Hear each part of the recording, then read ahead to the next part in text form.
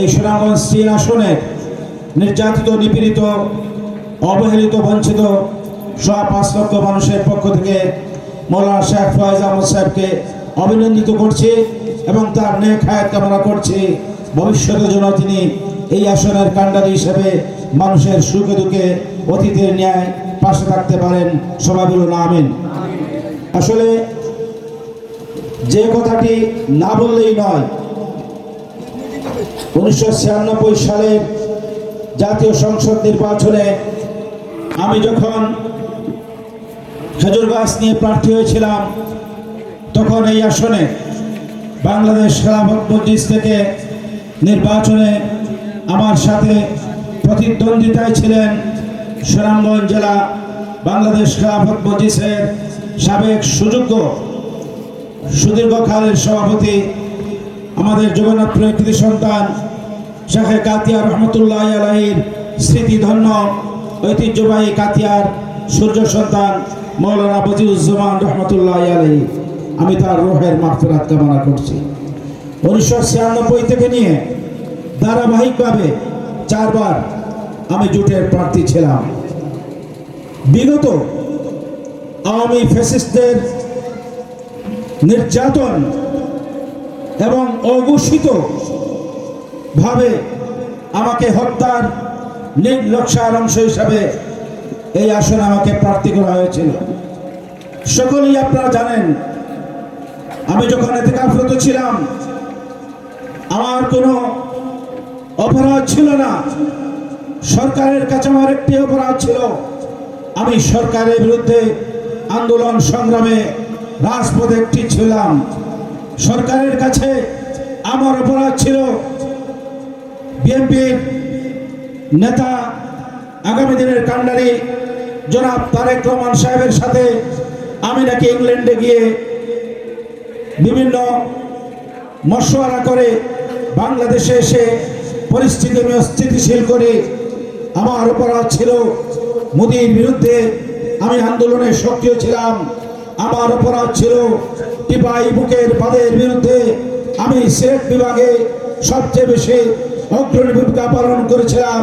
আমার অপরাধ ছিল সিলেট বিভাগের বিএনপির সাংবাদিক নেতা জনাব ইলিয়াস আলী সাহেবকে সুনামগঞ্জে সুরমা কুশিয়া রক্ষার দাবিতে আমি সেখানে হাজির করেছিলাম।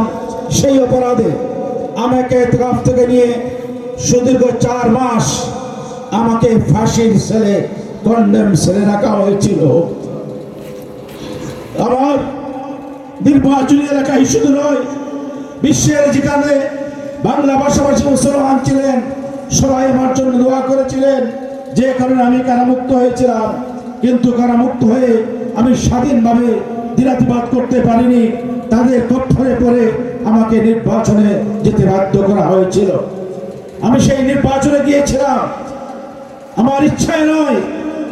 আমি বিগত 45 বছর যে আওয়ামী লীগের বিরুদ্ধে বারবার কথা বলেছি, সেই আওয়ামী লীগের পক্ষে নির্বাচনে যাওয়ার কোশ্চেন কালেও আমি ব্যক্তি শাহিনুর পাশা পছন্দ করি না। কিন্তু আমাকে বাধ্য করে আমার ছেলেকে পর্যন্ত বিদেশে যে অবস্থান করছে তাকে পর্যন্ত হত্যার হুমকি দেওয়া হয়েছে। আমি যদি নির্বাচন না আসতাম কোন পরিস্থিতির শিকার হতাম আল্লাহ ভালো করে জানেন। কারণ আওয়ামী লীগ কি চিজ বাংলাদেশের মানুষ ভালো করে জেনেছে।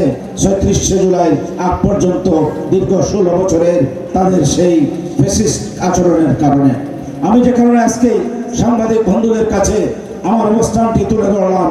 আমি আওয়ামী লীগের দূষণ নই, আওয়ামী লীগের জম। আওয়ামী লীগ যেখানে তারা কথা বলেছে ইসলামের বিপক্ষে, আমি প্রতিবাদ করেছি, প্রতিরোধ করে চলেছি, ইসলামের পক্ষে কথা বলেছি।